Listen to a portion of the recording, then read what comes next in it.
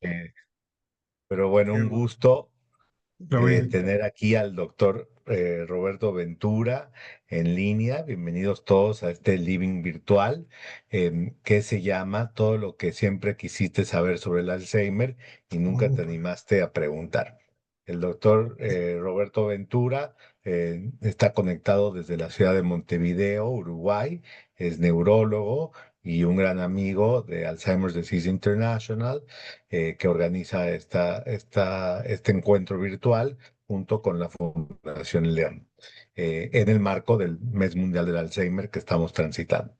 La idea de hoy con el doctor Ventura es que empecemos con algunas preguntas que yo le voy a hacer, y después también que abramos para que el público que está presente también pueda hacer algunas preguntas que les resulten interesantes, sobre todo aquellas que no se animan a preguntar, porque tenemos al doctor que es un genio y que nos va a poder hacer responder todas las preguntas que queramos.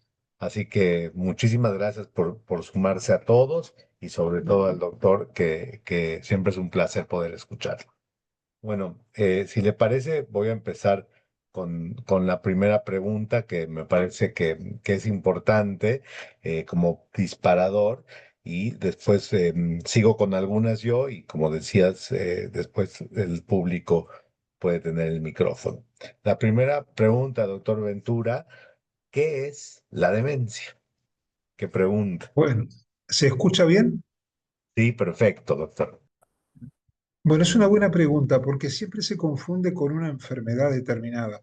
La demencia hace referencia como término a un deterioro, es un grado de deterioro cognitivo, o sea, intelectual y comportamental, que va desocializando al paciente poco a poco y es el grado máximo de deterioro intelectual, al cual se llega a través de casi 70 enfermedades.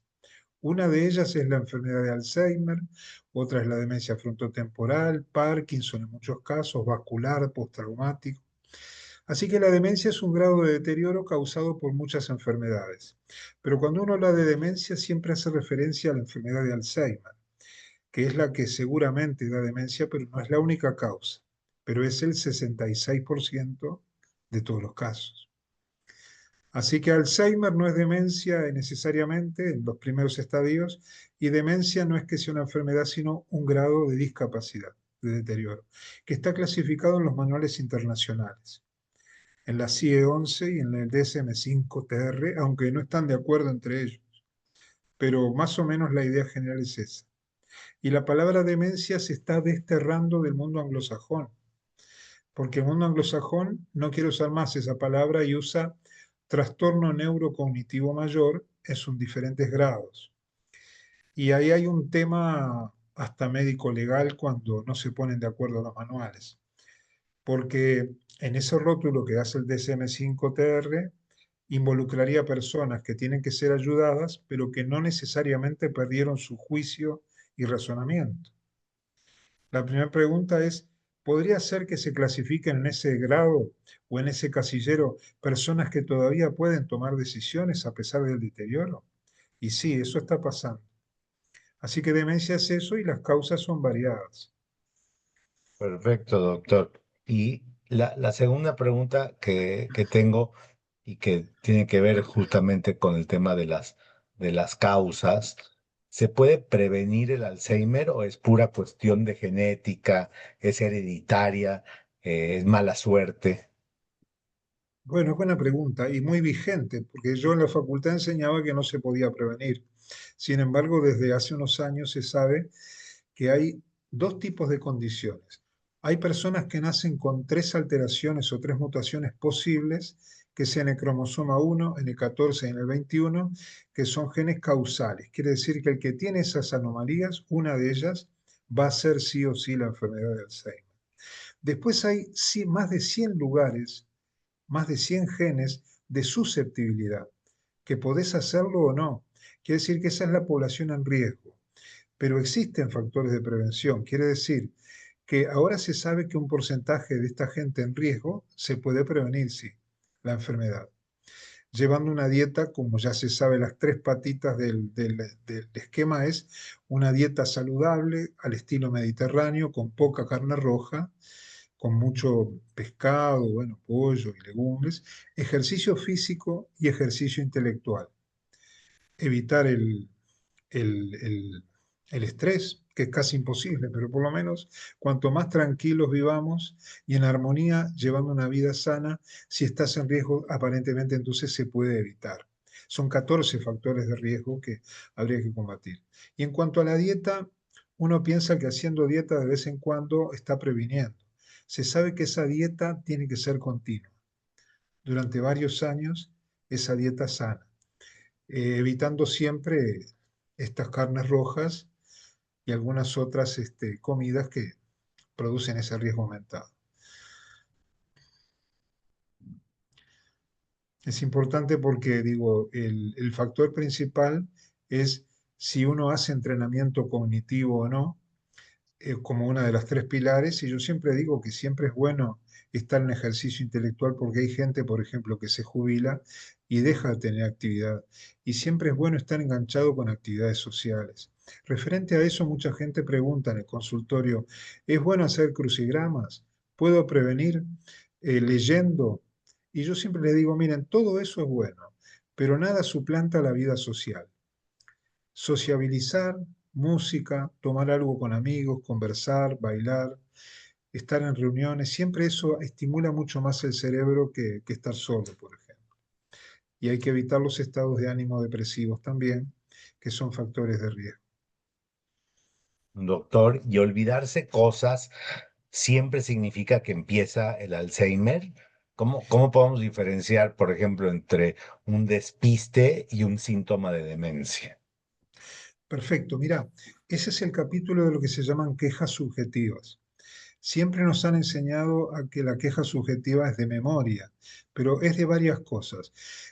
Olvidar, nos olvidamos un poco todos algunos eventos influidos mucho por el estrés, la ansiedad y la angustia que a veces nos mueven durante el día. Esos son grandes bloqueadores de la memoria a través del proceso atencional. Pero algunos olvidos llaman la atención. Por ejemplo, hay personas que vienen al consultorio y nos dicen, yo me olvido de las cosas durante el día o me dicen que repito varias veces lo mismo. Otros dicen, yo me pierdo en la calle. Otros vienen y dicen, yo me entrevero con el dinero. Y hay músicos profesionales que dicen, yo no reconozco algunos sonidos y me voy de tiempo. Esas amusias primarias progresivas que a veces uno no le da importancia y son quejas de un profesional que ya no puede leer la música como antes o ejecutarla. Y así en muchas cosas, por ejemplo, reconocer rostros, ¿verdad? O disfunción ejecutiva de que nos cuesta planificar. Mucha de esa gente viene al consultorio y no le encontramos nada. Le llamamos queja subjetiva. Y se van contentos porque no les encontré nada. No quiere decir que no tengan nada. Quiere decir que puede ser el comienzo de una afección, una enfermedad y después vuelven. Después, los olvidos que tienen que importar son de dos tipos. Estos olvidos que hacen que podemos repetir varias veces lo mismo, preguntas, temas, nos volvemos reiterativos porque el aparato de memorizar se paró y la memoria reciente empieza a perderse. Quiere decir que estos dos parámetros, repetir varias veces lo mismo, las preguntas o los temas, y olvidarse de los hechos recientes, pero no de los remotos, porque los remotos todavía están guardados en el disco duro. Los hechos recientes son como que la máquina de memorizar se paró. Quiere decir que yo apelo a las memorias viejas, dice la familia, ¿sabe doctor que tiene una memoria de elefante? Porque se acuerda de todo lo viejo, pero no se acuerda de lo que comió hoy. Eso tiene que llamar la atención. El reiterar varias veces lo mismo, preguntas, comentarios y olvidarse de las cosas recientes. Después hay otro punto que dice, iba a hacer tal cosa y ya no me acuerdo de lo que iba a hacer. O iba a decirte algo y no me acuerdo. Esos son olvidos a futuro. Quiere decir, olvidos de cosas que no pasaron, pero que yo planifiqué hacerlas. Eso más bien es un desorden atencional. Y te diría, Diego, que esto en grado menor no tiene que llamar mucho la atención, pero cuando esto persiste en el tiempo, y ni que hablar, cuando va aumentando y empeorando con los meses, por supuesto que debe motivar siempre la consulta profesional.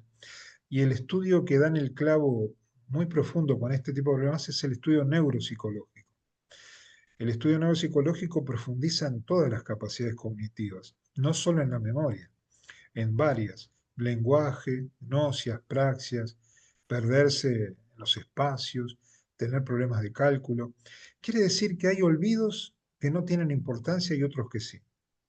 Cuando la persona tiene olvidos persistentes, repite varias veces lo mismo y se olvida de lo reciente, una bandera roja. A estudiar Correcto. y hacer también estudios de imagen. Ujú. Doctor, y le hago una pregunta. ¿La persona con demencia se da cuenta de lo que le pasa? Bueno, ¿O no?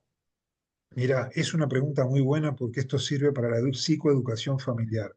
Hay un término que se llama anosognosia. Anosognosia es no darse cuenta de que uno está enfermo. Hay varios tipos de anosognosias afectando diferentes zonas del cerebro. La persona con la enfermedad de Alzheimer al inicio se da cuenta que no está bien. Se angustia, se apena, se preocupa, se asusta. Pero cuando estamos en estadios intermedios de la enfermedad, está tan afectado que ya no tiene la capacidad de darse cuenta que está enfermo. Entonces, más adelante el paciente muchas veces viene al consultorio y dice: yo no sé a qué me traen si yo estoy bárbaro, yo estoy bien. Dicen ellos y la familia está toda preocupada. Te diría que entonces en la enfermedad de Alzheimer, como en tantas otras enfermedades, el darse cuenta que uno está enfermo va desapareciendo con el tiempo. De ahí que son bastante tranquilos y hasta más felices que la propia familia. Parece irónico decirlo, pero ya hay ellos preocupaciones que ya no tienen. Es como que la amnesia es la anestesia del alma. Es como que ya ellos no tienen preocupaciones que todavía tenemos nosotros. Así que la nosognosia es el término clave para entender esto, que a las familias les preocupa mucho. Y yo siempre les digo: miren, quédense tranquilos porque no quiere decir que él esté sufriendo en este momento, porque está tan avanzada la enfermedad que ya no se dan cuenta de lo enfermos que están. Y como solo viven con la memoria que les va quedando, que es la memoria del pasado, muchas veces esas vivencias vienen a la mente y las hacen presentes. Como que vive tal persona, ¿dónde está tal persona? Y dice: pero si ya falleció esa persona. ¿Qué vas a hacer? Voy a trabajar, pero es las 3 de la mañana. No puedes ir a... Quiere decir que en base a esa memoria que va quedando vieja, él va actuando, pero ya no se da cuenta. Y te diría una frase que queda media poética, pero se olvidan de que se olvidan también. O sea, no recuerdan que se olvidan. Incluso tampoco dan reporte de que los demás le llaman la atención porque se olvidan. Perfecto. Clarísimo, doctor. Y le hago una pregunta. Muchas veces se habla de tratamientos farmacológicos, de medicamentos. ¿Estas medicinas realmente sirven o solo retrasan lo inevitable? Yo te diría que con la máxima con positivismo retrasan un poco lo inevitable, pero a veces ni eso. Hay dos tipos de aproximaciones de farmacológica: para lo cognitivo y para lo comportamental o lo psiquiátrico. Para lo cognitivo existen, pero no hay cambios dramáticos. Está aprobado por la FDA varios medicamentos como que ayudan a mejorar el nivel de memoria y atención del paciente y los damos. Son nombres de laboratorios específicos, ¿no? Y después tenés medicación para los trastornos del comportamiento: si delira, si alucina, si no duerme, si tiene trastornos de la conducta sexual, trastornos confusionales. Pero para lo intelectual yo te diría que solo podrían retrasar un poco, pero no cambian el curso de la enfermedad, esos medicamentos. Son los antidemenciales. Es claro que no cambian el curso de la enfermedad. Se están manejando medicaciones nuevas, antiamiloideas, pero para hacerte una idea, imagínate una estrella con varias puntas. Esas medicaciones atacan una punta nomás, o dos puntas, pero no todas. Y salen muy caras, muy caras. Por eso sigue siendo lo más importante la psicoeducación familiar como el bálsamo más importante.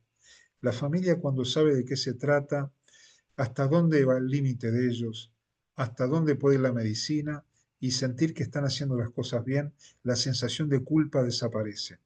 Y la familia vive esto con más tranquilidad. Hay que ayudarlos a llegar a la etapa de aceptación de la enfermedad. Si se puede prevenir, vamos arriba, bárbaro. Y si no, ya empezó el proceso de enfermedad, la medicación indicada, aprobada por la FDA, Y bueno, y lo principal, Diego, sigue siendo cómo convive la familia con este tema.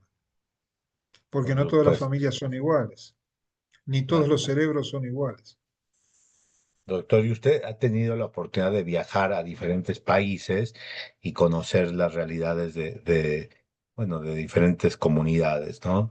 Y aquí mi pregunta, que me interesa mucho, es si es diferente la enfermedad, por ejemplo, en lugares rurales o en lugares urbanos, o entre países del norte o países del sur. ¿Cuáles son las diferencias que usted ha visto en sus viajes? Mirá, a mí me ha tocado ver hasta población indígena en Perú, y he visto, gracias a una colega que me llevó a verlos, y tenía un proyecto de estudiar si existe la enfermedad de Alzheimer en las comunidades de la selva amazónica, que se interrumpió ese proyecto por el COVID. Estaba todo preparado para ver si ellos también tienen demencia de este tipo. Yo te diría que la enfermedad de Alzheimer en todos los lados se manifiesta más o menos igual, porque todos los cerebros tienen las mismas redes, todos cerebros humanos, hasta los propios indígenas, por supuesto, que a veces uno pensaría que no, pero sí. Entonces yo te diría que la manifestación en general, trastornos de la memoria, de perderse en la calle, no contar bien el dinero, está en todas partes del mundo. Tal vez la incidencia y la prevalencia puede cambiar un poquito en algún lugar, pero se ve en todos los países y la población mayoritaria es más arriba de los 60 años. Lo que pasa es que el diagnóstico precoz va a depender de muchos factores. Hay factores religiosos, culturales, que hacen a veces que o no se consulte en forma temprana o se estigmatice mucho al paciente y hasta se lo esconde frente a lo social y hacen que retrase la consulta al médico. Hay otras comunidades que fomentan mucho la consulta precoz. Incluso pasa con la institucionalización. Hay países de Latinoamérica donde poner en una residencial de ancianos no es lo habitual y la familia apoya hasta el final en la casa. Sin embargo, Uruguay, capaz que en Argentina es parecido, se institucionaliza mucho. O sea, hay muchos residenciales y la familia uruguaya se informa y cuando el sistema familiar se desborda, hay que institucionalizarlo y se lo va siguiendo. Y yo te diría que he visto enfermedades típicas de Alzheimer, siempre el diagnóstico es probable, nunca es definitivo por parte nuestra. Lo he visto en comunidades indígenas en Perú, que me han llevado a verlos, y las manifestaciones son las mismas. Y yo supongo, mira lo que te voy a decir, Diego, qué interesante. Yo me hacía una pregunta con la doctora Mariela Guerra y con Daisy Acosta que íbamos a hacer este proyecto en la selva. ¿Será que cuando la persona se pierde en la calle, será lo mismo que el indígena se pierda en la selva? ¿Será, por ejemplo, que afecta el lenguaje con algunas anomias y trastornos del lenguaje en poblaciones urbanas? ¿Será que afecta también su lenguaje con una fascia progresiva? No lo sabemos, pero yo supongo que sí. Quiere decir que la enfermedad lo que afecta son redes. Redes para el lenguaje, para la memoria, para orientarse en la calle, redes para el cálculo, para la planificación de actividades, y esas redes las tenemos todos. Dentro de la normalidad, eso cuando se afecta en la India, en Japón, en Uruguay, Argentina, en Perú, en todos lados se afectan esas redes. Quiere decir que a veces las manifestaciones son un poco diferentes de un lugar a otro. ¿Sabes por qué? No tanto por el lugar en que habitan, sino porque no todos los cerebros son iguales.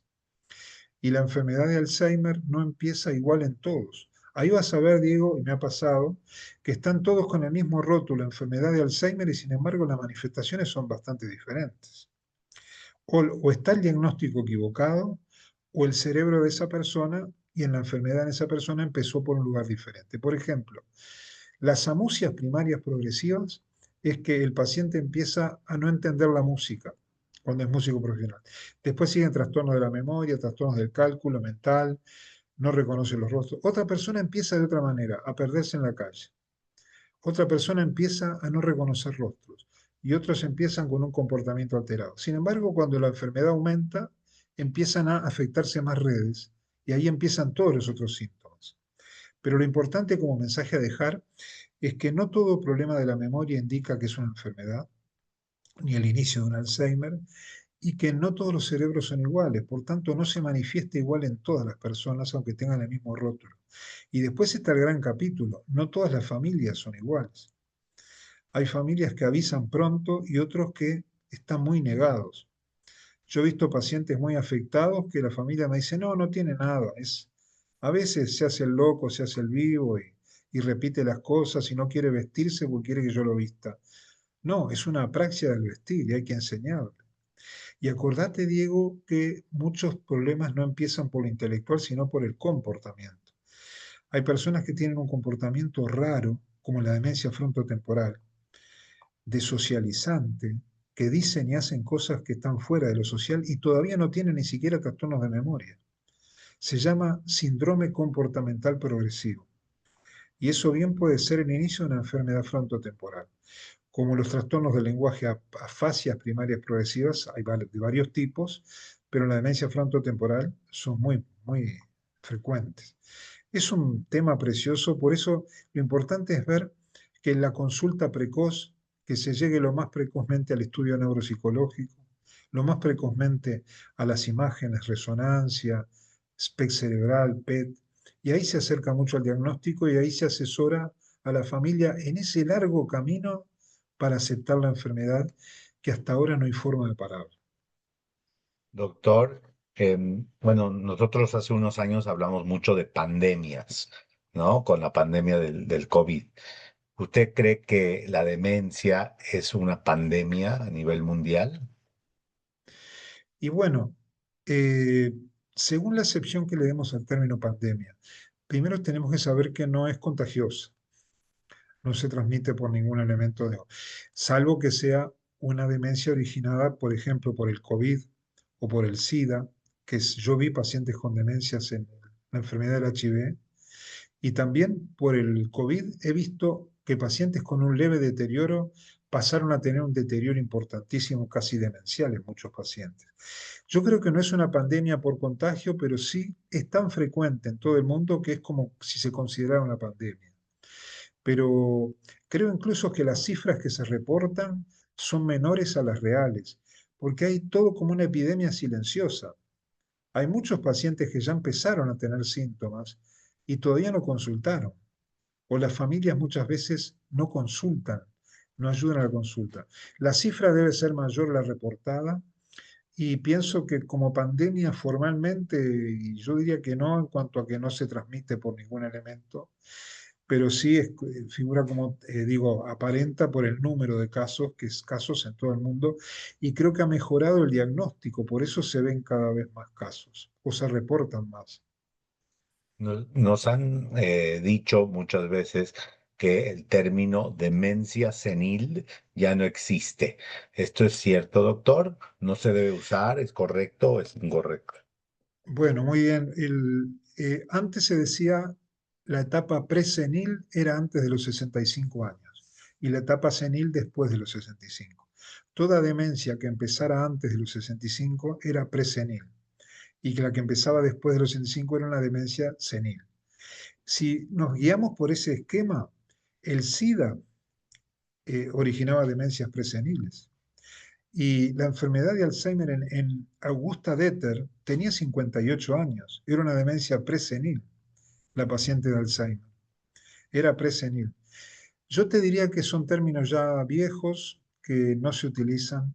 Demencia senil habla de un estado demencial en pacientes en la edad senil. Pero hay que tener cuidado de no confundir esa expresión con la enfermedad de Alzheimer. Demencia senil es toda demencia originada por cualquier causa en la etapa senil. Por ejemplo, un traumatismo de cráneo que origina una demencia a los 80 años. Es una demencia senil.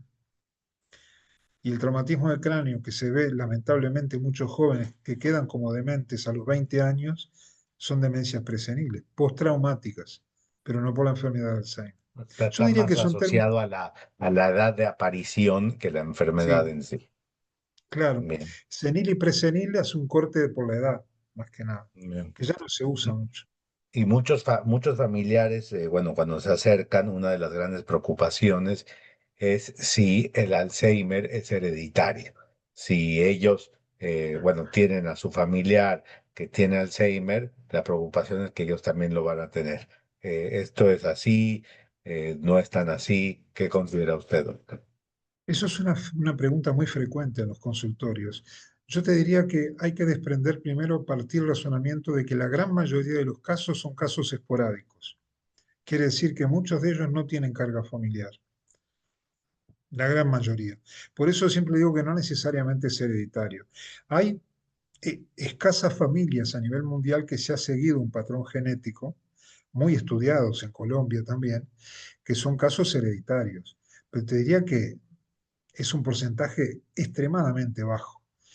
La gran cantidad de casos no es hereditario. Es lo que yo digo a la familia, es un grado de predisposición que se tiene por tener familiares directos, pero no necesariamente van a ser una enfermedad de Alzheimer. Lo mismo pasa con la hipertensión, la diabetes, el cáncer, ¿verdad? Cuando uno tiene familiares en primer grado, ni que hablar la trisomía de Down, uno tiene un poquito más de predisposición, pero no da para preocuparse. Porque yo creo que la labor principal es desestigmatizar la enfermedad y tenemos que informar sin asustar a la gente.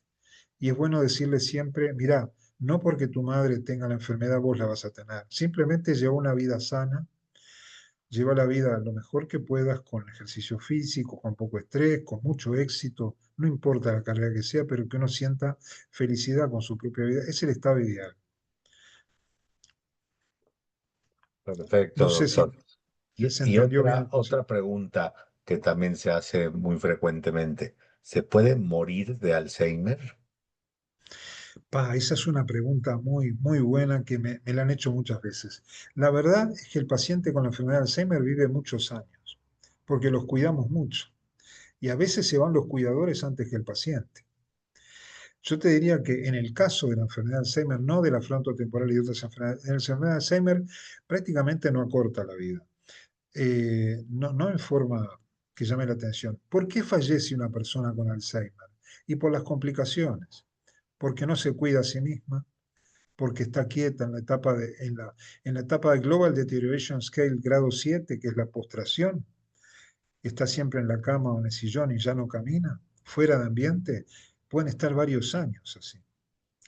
A veces en las publicaciones anteriores se decía que la enfermedad de Alzheimer podía durar hasta 8 años nada más.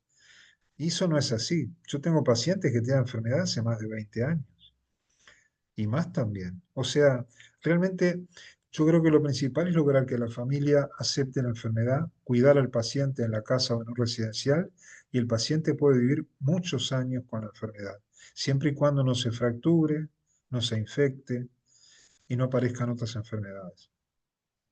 Así que yo Doctor. digo que la demencia no mata, la demencia no Ujú. mata. Yo diría que es feo usar este término, pero se muere de otra forma. O sea, es una luz que se va apagando y la psiquis de la persona, ya de estadios más avanzados, ya no da mucho, muchos signos de que exista esa vida psíquica. Esa luz se va apagando con el tiempo. Y la persona no puede organizar ni siquiera el ambiente donde está, porque no tiene la capacidad de organizar un ambiente. Desconoce todo, no entiende nada.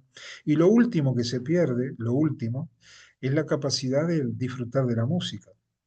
Por eso siempre le digo a las familias que vivan lo que vivan, acuérdense que la música es gratis y la música, la recepción, la ejecución musical se mantiene hasta estadios avanzados. Por eso es importante promulgar, a ayudar a la familia que practique esas cosas que nos hacen felices a todos. Yo te diría entonces que no es que se muera de Alzheimer, se muere por las complicaciones de un paciente que no se cuida ya mismo y es muy frágil. Ese es el tema. Doctor, ¿y por qué la ha mencionado durante esta conversación varias veces el tema de la música? ¿Por qué es tan importante la música, bueno, en estas cuestiones de la memoria y del Alzheimer y de los recuerdos, etcétera? Porque mira, hay una situación que la vivimos todos cuando vamos a los residenciales y es que siempre hay una persona tocando una guitarra, un piano, haciendo música para los pacientes y vos vas a ver que algunos pacientes aplauden y otros no. Algunos bailan y otros se quedan quietos, según el grado de afectación. Mirá la respuesta que te voy a dar. Para tocar un instrumento, vos precisás tener un desempeño práctico y la memoria procedural, que son capacidades que se pierden al final de la enfermedad.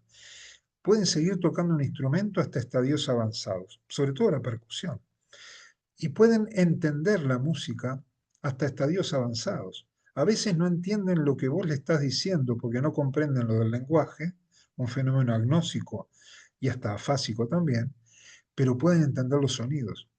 Diego, te digo que la secuencia de sonidos y de silencios tiene una melodía, tiene un símbolo para esa persona y según la época que vivió, hay melodías que parece que lo reviven. ¿Por qué? Porque apela a las memorias viejas que tiene esa persona. Y vos ves algo maravilloso, y es que en el momento que les pones música y pueden entender esa música, se paran y hasta bailan y están contentos cuando estaban con apatía. Yo me pregunto siempre, ¿qué medicación hace eso? Ninguna. ¿Qué antidepresivo pone tan contento al paciente de golpe? Ya vimos a Bruce Willis con su demencia frontotemporal como cantaba, y vimos otra bailarina clásica que en estadio avanzado de la enfermedad seguía la melodía haciendo gestos con el cuerpo. Quiere decir que la música en la mayoría de las personas las hace felices y todavía conservan esa capacidad de disfrutarla hasta estadios avanzados de la enfermedad. Y yo tengo pacientes que les digo, por ejemplo, la familia que tienen ya el familiar 90 años, 80 años, son de la época rioplatense del tango. No sabés qué felices están al lado de ellos escuchando a Gardel, escuchando tangos o boleros que son de la época de ellos. Como después en generaciones posteriores hay otras músicas que los hacen felices porque es la música que vivieron ellos. Y realmente les remueve en forma positiva todas esas memorias autobiográficas que tienen. Y vos ves un paciente que estaba callado, apático, en el sillón de ruedas, y si es que se puede movilizar, hasta se para y se mueve o aplaude. Esa felicidad no hay que cuestionarla.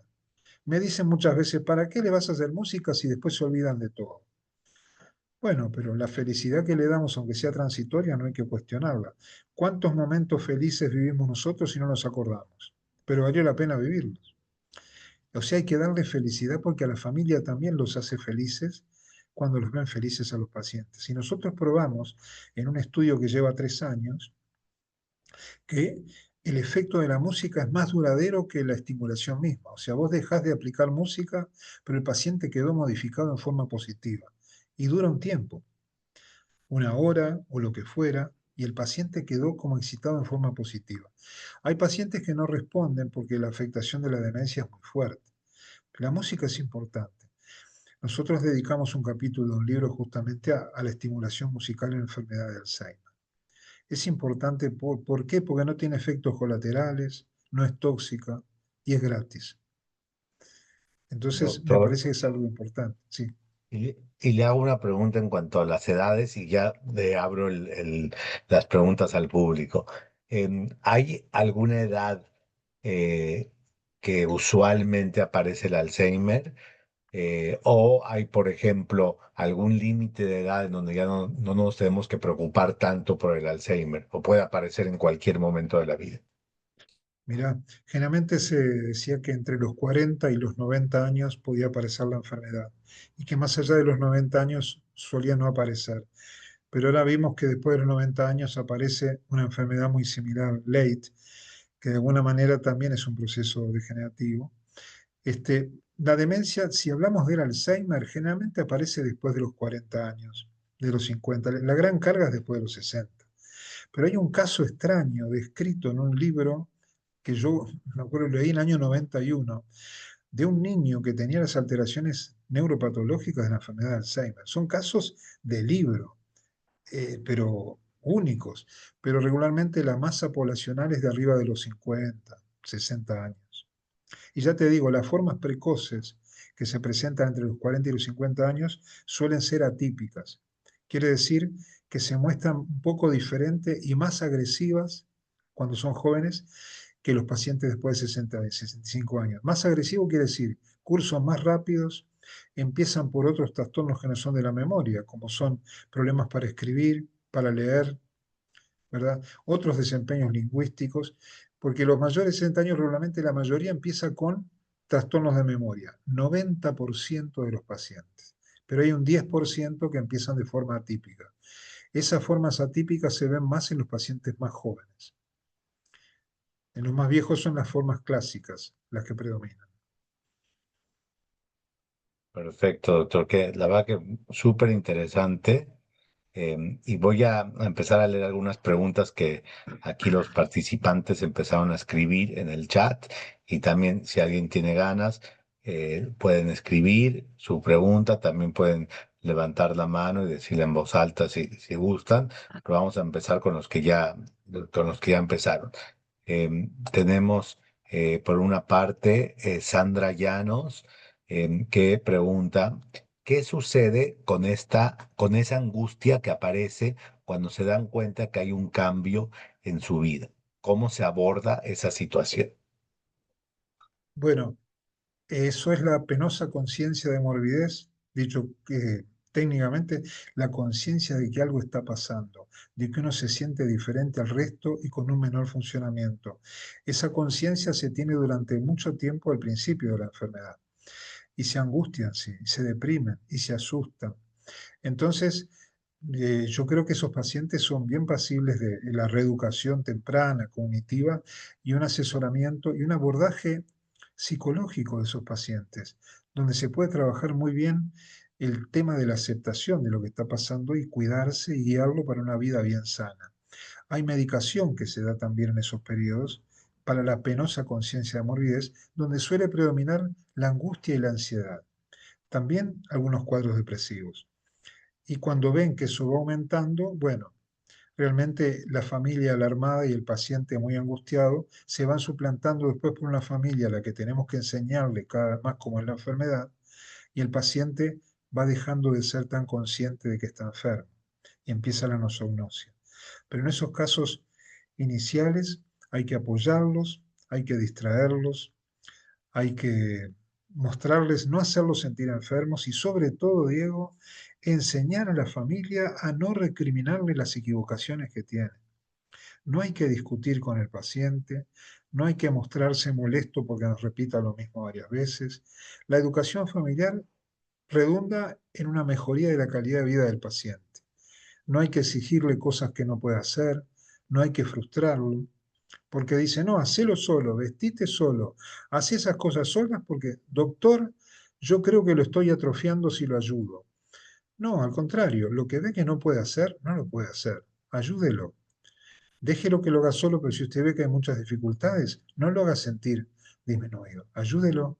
Ayúdelo que eso le va a devolver autoestima. Inclúyalo en las actividades familiares. No le hable como un enfermo. Háblele normal. Y si se equivoca, no le diga nada. Que siempre termine la idea con éxito. Si lavó mal un plato, si barrió mal, no importa. Gracias por hacerlo. Mira, bárbaro, estuviste muy bien. Que el paciente capte que se siente incluido en el núcleo familiar. En los inicios, que todavía se da cuenta, hay que hacer eso, asesorar a la familia, dar medicación y hacer un apoyo psicoterapéutico del paciente.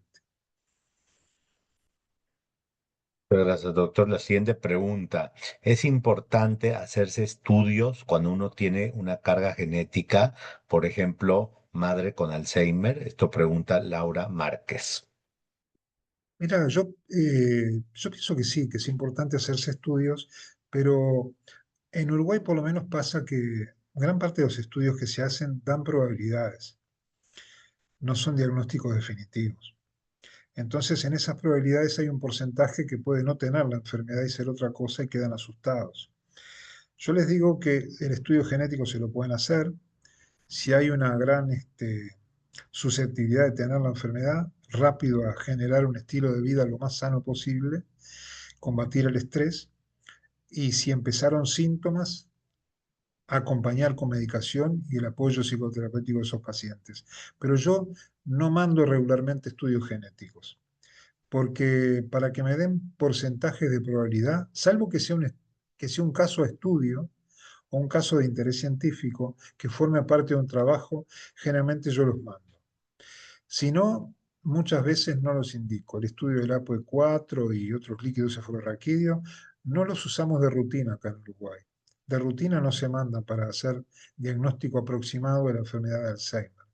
Porque acuérdate que hay tres tipos de diagnósticos: posibles, probables y definitivos. Siempre terminamos con probable enfermedad de Alzheimer. El diagnóstico definitivo que se hacía antes con biopsia cerebral, se estudiaba el tejido al microscopio, ya no se hace. Pero hay casos que son tan claros y tan cantados que aunque yo diga probable, yo estoy convencido que lo es. Y en la familia directa siempre les digo que se reporten rápido cuando empieza algún trastorno de la memoria, pero no es bueno alarmarlos de entrada porque regularmente no la van a tener la enfermedad. Porque ya te digo, la mayoría de los casos no tienen antecedentes familiares, salvo que tengan carga familiar, más de 3 casos en la generación, bueno, ya hay una carga familiar. Y si es en 3 generaciones, con más razón, estudio genético, sí. Pero yo creo que lo importante es no alarmar a la persona, al familiar, y si uno piensa que hay un gran riesgo, sí le hago los estudios, pero no son de rutina. Aparte, el sistema de salud en Uruguay los habilita todos los estudios que vos pidas, pero no suele haber una cultura de pedido en todos los pacientes, en todos los familiares. Muchas gracias, doctor. Siguiente pregunta. En el norte de Argentina hay mucha gente que piensa que el Alzheimer es producto de la brujería. ¿A qué se debe esto y qué se hace para contrarrestarlo? Qué importante pregunta. Mira, me ha pasado más de una vez. Yo siempre les digo, miren, no está demostrado científicamente que una enfermedad de Alzheimer, una demencia, se pueda curar por ninguna religión. No está demostrado. Y que sea producto de una brujería o influencia religiosa de cualquier tipo, tampoco es verdad. Lo que pasa es que eso es muy claro, o sea, no está demostrado científicamente ni que una religión pueda curar esto, científicamente no está demostrado, y que sea influencia satánica o de una brujería, tampoco está demostrado. Lo que pasa es que acá entramos en un capítulo más complejo, y es que mucha gente padece trastornos psiquiátricos con alta carga de sugestión, sugestibilidad, y hay hasta cuadros pseudodemenciales de origen psiquiátrico, lo que era el síndrome de Ganser, por ejemplo, los síndromes facticios con síntomas psicológicos, ese grupo de gente tiene lo que llamamos pseudodemencias. ¿Por qué? Porque rinden comúnmente al principio, pero le hacen los estudios neuropsicológicos y no rinden tan mal. Y es un fenómeno facticio y a veces disociativo, que es psiquiátrico, no es por lesión cerebral, que así como vienen se van. Entonces digo, si hay pacientes muy sugestivos que se sugestionan y piensan que como su familiar tiene eso y piensan que le están haciendo una brujería, la ansiedad y la angustia bloquean la atención y la memoria, empiezan a tener problemas de memoria. Por eso siempre le digo a la gente, mire, lo importante es que usted duerma bien y que no, y combatir la angustia y la ansiedad que bloquean mucho el proceso de la memoria y la atención. Y con ello no vienen las palabras, no me salen las palabras, no puedo tomar decisiones, pero no quiere decir que esté empezando una enfermedad. Por eso lo importante es estar más cerca del lado de la ciencia, en ese sentido, y decirle a la gente que no se asuste, que no existen influencias de ningún tipo para fomentar voluntariamente la demencia en otra persona. Eso no está demostrado. Perfecto. Pero me Eh, parece una pregunta muy importante esa porque es, mucha gente, es sí, en interesante. muchos países tiene mucha carga eso. Sí, exactamente. Em, la siguiente pregunta dice, ¿por qué muchos profesionales de salud, incluyendo médicos, piensan que la demencia es una parte normal de hacerse viejo? Pa. Y es cierto eso, digo, que lo piensan. Eso es un tema de la formación, Diego. La Facultad de Medicina te enseña como geriatra o como neurólogo o como psiquiatra o como neuropsicólogo o como psicólogo y cada uno ve el paciente en forma parcializada, desde su formación. Entonces nunca ven el cuadro entero. Pero aparte de eso, de no hacerse mucho cargo del seguimiento del paciente, pues uno dice, es del psiquiatra, es del neurólogo, es del neuropsicólogo, del geriatra, hay que saber que hay un envejecimiento normal y hay un envejecimiento patológico. Hay síntomas que corresponden al envejecimiento normal y hay síntomas que ya rebasan esa normalidad. Mirá qué interesante, cuando envejecemos, las neuronas, las redes neurales más afectadas son las del lóbulo frontal. El lóbulo frontal pierde 17 veces más conexiones que los otros lóbulos, un 1%. A los 80 años, el lóbulo frontal de todas las personas perdió ya el 16 a 17% de conexionado. Eso hace que empiece a manifestarse que la atención múltiple a varias cosas al mismo tiempo se ve afectada. Y como el lóbulo frontal es como el Google, el buscador de palabras, las personas dicen, che, háblenme más despacio, no me hablen todos de golpe, y a veces las palabras no me salen. Eso es la afectación normal del lóbulo frontal. Y mira qué interesante este dato. La naturaleza se encargó que cuando envejecemos empiezan a, como claudican algunas cosas, empiezan a activarse otras zonas del cerebro para suplir y mantener la velocidad de vuelo de ese avión. Es como que la naturaleza ya está programada para encender motores adicionales cuando envejecemos. Entonces, el área, lo que es la capacidad de lenguaje, de orientación espacial, ya es ayudada por los dos hemisferios. Y quiere decir que cuando es patológico, bueno, la patología está marcada cuando los olvidos, según el estudio neuropsicológico, no corresponden a lo normal. Por ser viejo no quiere decir que te tengas que perder en la calle. Por ser viejo no quiere decir que no entiendas más el dinero. Lo importante es eso, no asimilar a que porque es viejo ya está con demencia. La verdad que demencia es una condición patológica, pero el envejecimiento puede ser normal y nunca llegar a un estado de demencia ni de deterioro cognitivo importante.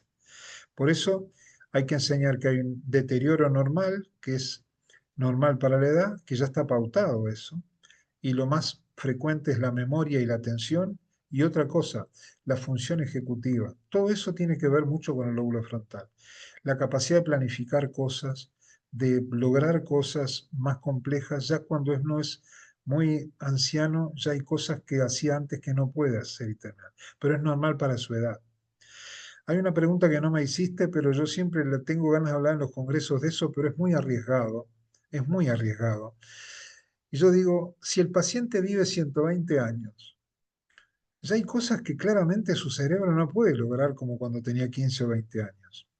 Si ese corte transversal del rendimiento de los 110, 120 años lo pones a los 50 años, la persona está con demencia. Pero a los 120 años es normal. ¿Existe una demencia de la normalidad? Claro. Mirá qué Mm, pregunta. muy Pero lo buena importante es pregunta. porque ya esa edad no es cuestión de cantidad de años, sino de calidad de vida, calidad intelectual. Así que yo te diría, hay un envejecimiento normal donde se sabe que hay cosas que van a aparecer y sobre todo producto del envejecimiento mayormente del lóbulo frontal, la pérdida conexionada. Y después hay una atrofia encefálica difusa que es normal para la edad cuando se tiene muchos años. Envejece el cerebro como todos los órganos.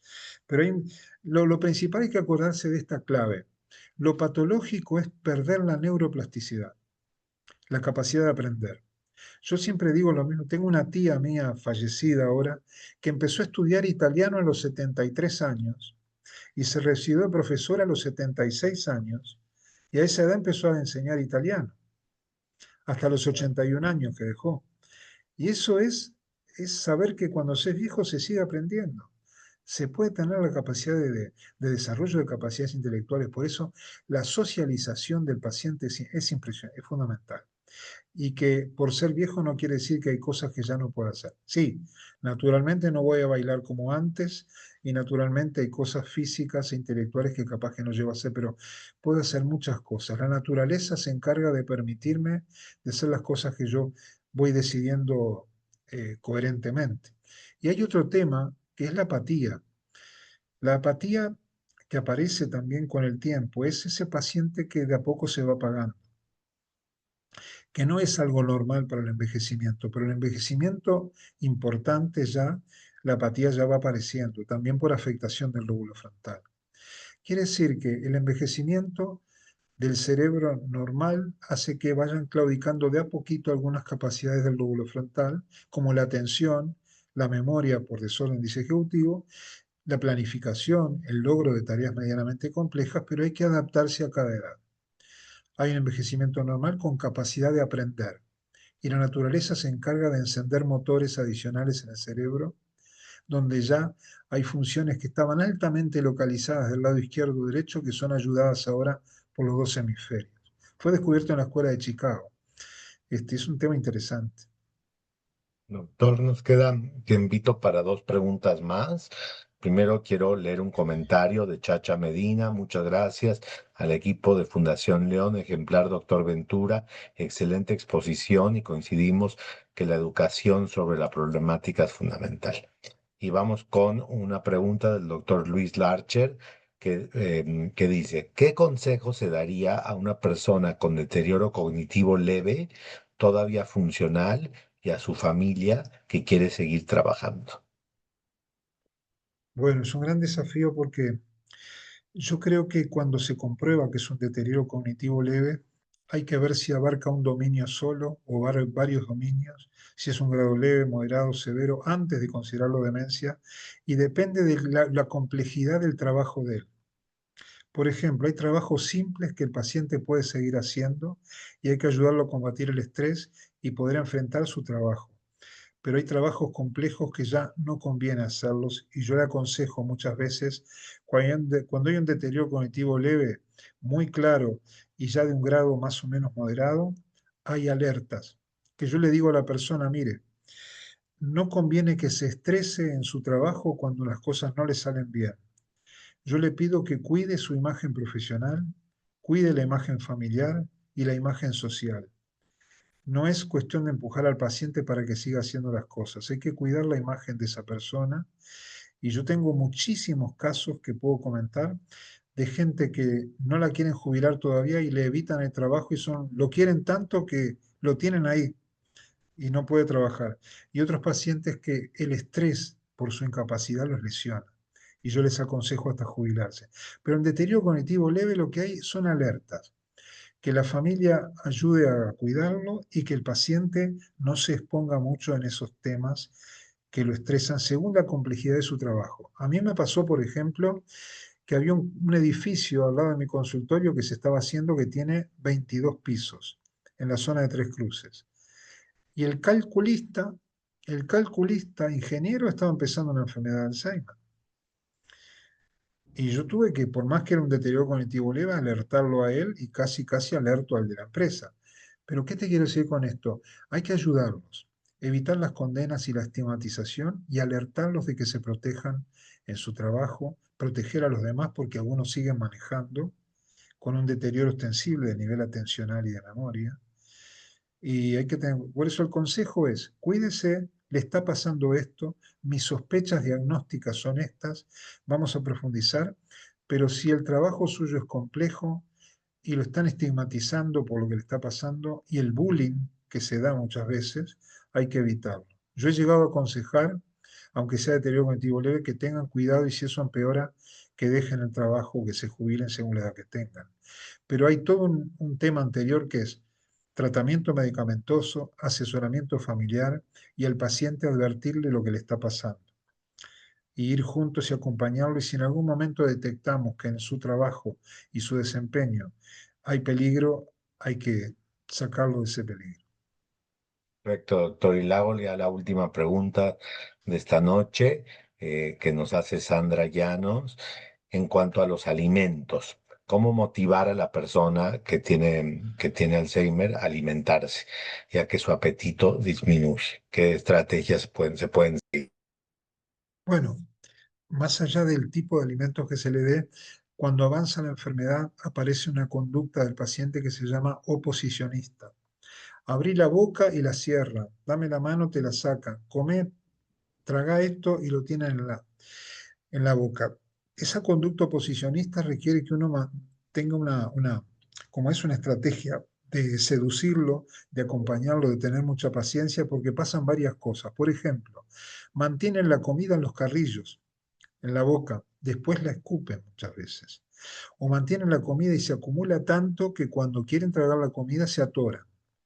Empieza también en casos avanzados una disfagia. Es un problema en la coordinación de los músculos para deglutir. Se ven más que nada en los cuadros vasculares subcorticales, pero en el Alzheimer puede verse. Por eso hay que tener cuidado con las asfixias. Hay que procesar la comida, hay que distraerlos y tener mucha paciencia de que se los puede seguir alimentando y ellos a veces se oponen. Hacer la comida gustosa, con calorías, salud que sea diabético, tener cuidado de todo eso y si es hipertenso, pero hay casos, Diego, en que nosotros llegamos en casos severos hasta la gastrostomía, que es un tubo que va directo al estómago. Y eso se hace mucho en cuidados paliativos y en pacientes muy avanzados y donde ahí empiezan los problemas de la bioética. ¿Debo seguir adelante o no? ¿Debo seguir alimentando? Y ahí ese es un tema de la filosófico y de la bioética donde ustedes tienen lo que tenía el Hospital Oncológico de Excelencia Mainetti en La Plata. Yo visité ese lugar donde analizan mucho, no sé si está vigente el hospital o no, todavía yo fui en el 91 a visitarlos. Hay un lugar de estudios de la bioética en salud mental. Yo digo siempre que hay que alimentarlos, hacerle la comida gustosa, tener paciencia y cuando no abren la boca y cuando no mastican, a veces se usan hasta jeringas para inyectarle la sopa, no con una aguja, por supuesto, para ponerle la sopa o los caldos en la boca de a poquito y lo van tragando y se van alimentando. La hidratación es fundamental. Y la comida, que sea la comida que sepamos que más le gusta, tener cuidado con la sofocación, la comida procesada en casos avanzados, hay que tener cuidado con los trozos de carnes, pedazos de pan, dulce de membrillo y todo eso que pueden asfixiar al paciente. Hay que tener cuidado. Y el primer síntoma o signo es la tos. Cuando están tosiendo mucho porque están comiendo es porque la comida se fue para el pulmón, no para el estómago. Cuando toman agua y tosen mucho hay que tener cuidado porque algo está pasando porque la defensa natural nuestra es expulsarlo y tosemos. Así que la disfagia y en las encefalopatías vasculares hay que tener mucho cuidado con la comida procesada sobre todo y en Alzheimer avanzado también. No trozos grandes de comida. Y el paciente se va a poner. Y tiene que ver también una hipotonía del estómago.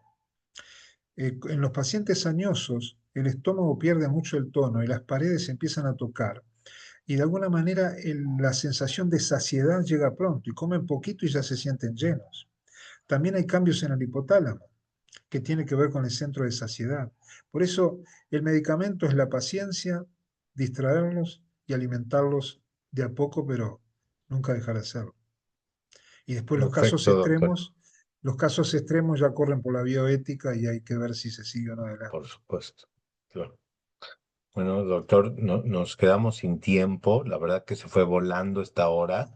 Fue muy lindo el espacio y creo que todos pudieron hacer sus preguntas y esas cosas que nos preocupan. Sí queremos avisarles que desde este martes en el canal de YouTube de Fundación León podrán acceder a esta charla para aquellos que no la pudieron ver en este momento, la pueden ver después. También, bueno, invitar a todos los que nos están acompañando esta noche a sumarse al Mes Mundial del Alzheimer que transcurre durante todo el mes de septiembre. El lema de este año es preguntas sobre el Alzheimer, preguntas sobre la demencia, así que con mucho gusto ustedes pueden también sumarse a esta campaña y sensibilizar a la comunidad, contarle a la gente de qué se trata, que puedan también acceder a todos los recursos que se encuentran en la página de Alzheimer's Disease International, ADI. Y bueno, quiero agradecerle muy especialmente a mi querido amigo, el doctor Roberto Ventura, que hace muy poquito publicó un increíble libro que ya está disponible. Se llama Semiología de la Demencia, que la verdad que es un libro extraordinario, así que se lo recomiendo a todos para que también lo recomienden a sus amigos que lo adquieran porque realmente es una joya en el estudio de las demencias. Así que muchas gracias, doctor, por haberse sumado a este Bueno, living virtual. Fue muy, muy lindo y creo que aprendimos mucho y aquí hay algunos comentarios de la gente. Excelente charla, doctor Ventura. Gracias, Fundación León, por propiciar estos gracias. espacios. Excelente. Gracias, doctor Roberto Ventura. Muchas gracias. Bueno, mucho agradecimiento. Y de mi parte también, doctor, muchísimas gracias. Bueno, muchas gracias, Diego, y a todos los que están presentes escuchándonos, y ojalá que se difunda bien. Pasé muy bien. Buenas preguntas, un espacio interesante a desarrollar y sobre todo para que la gente comprenda y desestigmatice muchas situaciones con esta enfermedad. Gracias por la invitación, estoy a las órdenes siempre. Un abrazo para todos, Diego. Muchas Muchas gracias. gracias. Buenas noches a Gracias. todos. Hasta luego. Hasta luego.